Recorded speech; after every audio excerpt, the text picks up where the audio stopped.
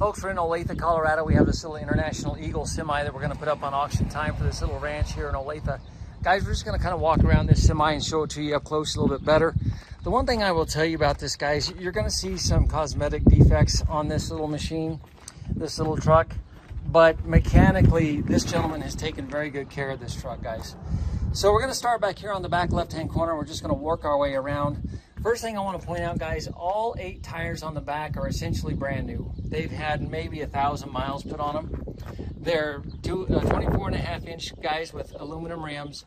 But look at the tread on those tires, folks. They're just good deep tread, good brand new tires. And so you're set up really, really well on the back end. Air ride suspension, sliding 5th wheel plate, guys. And that is a brand new 5th wheel plate, guys. When he bought this truck, the plate that was on there had a lot of play in it. In fact, there was more than one time that he said that the trailer would start to come unhitched, and so he just replaced it and put a brand new 5th wheel plate in there. You've got your battery covers right here behind the cab on the left-hand side. The back of the sleeper is in pretty good shape, folks. You can see it's a single exhaust. Now, what you're going to see is you're going to see some little defects in some of the molding on the fiberglass around the truck, guys. And that's probably the weakest part of this truck, is you're going to see those types of areas of damage. Now, the cab and the hood and the sleeper, to me, all look good.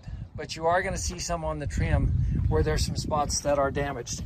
There is a fuel tank on each side, guys, but the one on the left-hand side, on the driver's side, is not connected, folks. So if you want to get that fuel tank connected, you'd have to do a little work to it. Same up here on the driver's, guys, or on the steering tires, I mean. Good deep rubber all the way around, 24.5-inch rubber. So as we walk around the front of the truck, folks, you're going to see that the body on the hood and the fenders is all pretty good. It's really straight.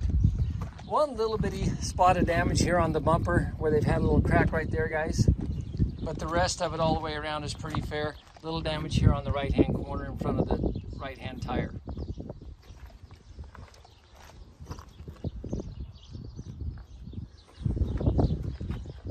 But again, the cab and the sleeper is all pretty good, guys.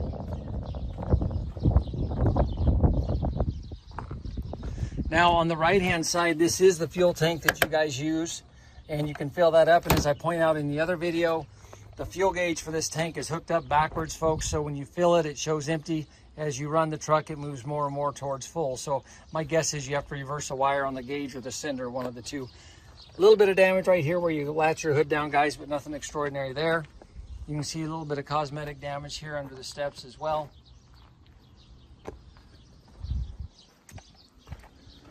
These doors latch from the inside, guys, but we've got this one open over here on this side so you can see in there, and we are leaving the chains with the truck.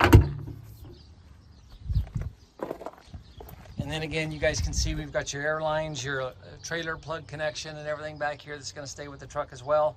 And as we finish up over here on the right-hand side, guys, again, really good deep rubber on this truck, because again, these tires don't have very many miles on them at all, guys.